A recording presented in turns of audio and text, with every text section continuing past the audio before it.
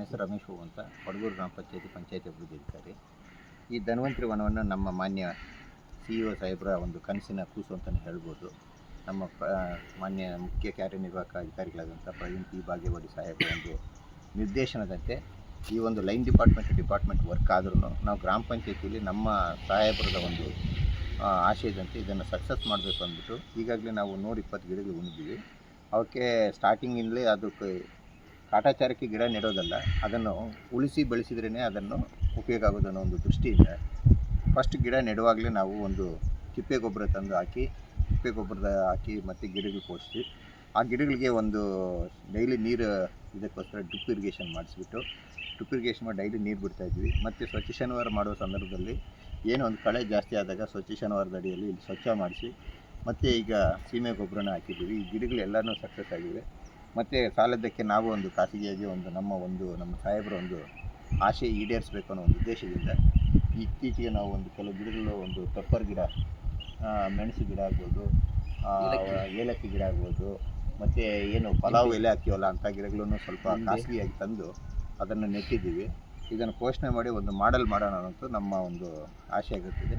ನಮ್ಮ ಸಾಹೇಬರ ಒಂದು ಆಶೆಯನ್ನು ನಾವು ನಮ್ಮ ಜಿಲ್ಲೆಯಲ್ಲಿ ಬೇರೆ ಜಿಲ್ಲೆಗಳು ಕಂಪೇರ್ ಮಾಡಿದ್ರೆ ಒಂದು ಮಾಡೆಲಾಗಿ ಮಾಡೋಣ ಅಂತ ನಮ್ಮ ಆಸೆ. ಖರ್ಚು ನಾವು ಮಾನ್ಯ CEO ಸಾಹೇಬರ ನಿರ್ದೇಶನದಂತೆ ನಮ್ಮ ಡೆಪ್ಟಿ ಸೆಕ್ರೆಟರಿ ಅವರು TK ರಮೇಶ್ ಸರ್ ಅವರು ಒಂದು ಸ್ಪಾಟ್ ಬಂದು ಈ ಕಾರ್ಯಕ್ರಮ ಫಸ್ಟು ಉಣೋದಕ್ಕಿಂತ ಮೊದಲೇ ಬಂದು ಹೇಳ್ಬಿಟ್ಟೋದ್ರು. ಅವರ ಒಂದು ಮೌಖಿಕ ನಿರ್ದೇಶನಕ್ಕೆ ಇಲ್ಲೆಲ್ಲ ಸ್ವಲ್ಪ ಫೀಲ್ಡಿಗೆಲ್ಲ ಕ್ಲೀನ್ ಮಾಡಿಸಿ ಮತ್ತು ನಮ್ಮ ಗ್ರಾಮ ಪಂಚಾಯತಿಂದಲೇ ಗೊಬ್ಬರ JCBಯಲ್ಲಿ ಕ್ಲೀನ್ ಮಾಡ್ತಿದ್ವಿ. ಎಲ್ಲ ಒಂದು 17,000 ಖರ್ಚು ಮಾಡಿದ್ದೀವಿ. ಗ್ರಾಮ ಪಂಚಾಯತ್ ಅವ್ರ ಮೌಖಿಕ ಆದೇಶದಂತೆ ಮಾಡಿದ್ದೀವಿ.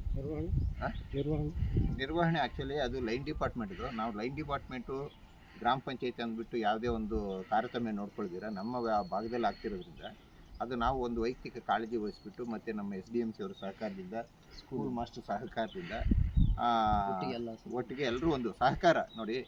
ಸರ್ಕಾರದ ಕೆಲಸ ಏನೇ ಒಂದು ಅನುಷ್ಠಾನ ಆಗಬೇಕಂದ್ರೆ ಅದು ಸಕ್ಸಸ್ ಆಗಬೇಕಂದ್ರೆ ಸಾರ್ವಜನಿಕರ ಮತ್ತು ಅಲ್ಲಿ ಸ್ಥಳೀಯರ ಒಂದು ಸಹಕಾರ ಇಲ್ದಿರ ಅಧಿಕಾರಿಗಳೇ ಎಲ್ಲ 100% ಮಾಡೋದು ಅನ್ನೋದು ಸುಳ್ಳಾಗುತ್ತೆ.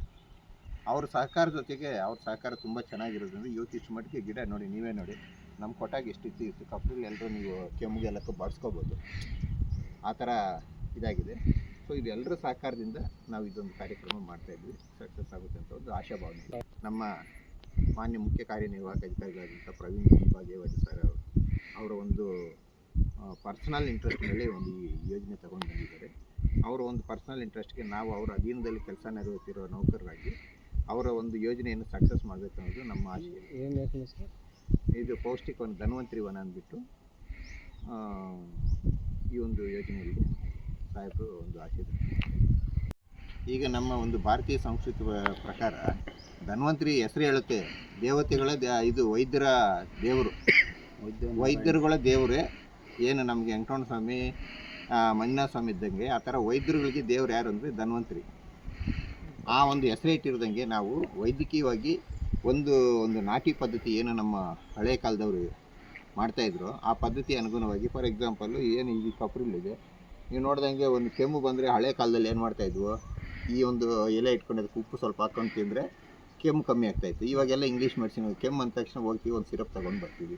ಏನಂದರೆ ಹಳೆ ಪದ್ಧತಿಗಳಲ್ಲಿ ಒಂದು ನಾಟಿ ಪದ್ಧತಿಯಲ್ಲಿ ಒಂದು ಆಯುರ್ವೇದಿಕ್ ಗಿಡಮೂಲಿಕೆಯಲ್ಲಿ ಬೆಳೆಸೋದ್ರಿಂದ ನಾವು ಒಂದು ಮೆಡಿಸಿನಲ್ ಪ್ಲಾಂಟ್ಸ್ ಏನು ಇವತ್ತಿನ ಜನಾಂಗಕ್ಕೆ ಅದನ್ನು ಒಂದು ಪರಿಚಯ ಮಾಡಿಸೋಕ್ಕೆ, ಅದನ್ನು ಹಳೆ ಪದ್ಧತಿನ ಮರಿದಿರು ಇರಲಿ ಅನ್ನೋದಕ್ಕೆ, ಪ್ಲಸ್ ಇದು ಒಂದು ನಮ್ಮ ಭಾರತೀಯ ಸಂಸ್ಕೃತಿಗೆ ತುಂಬ ಅವಶ್ಯಕತೆ ಇರುವಂಥ ನಾಟಿ ಪದ್ಧತಿ.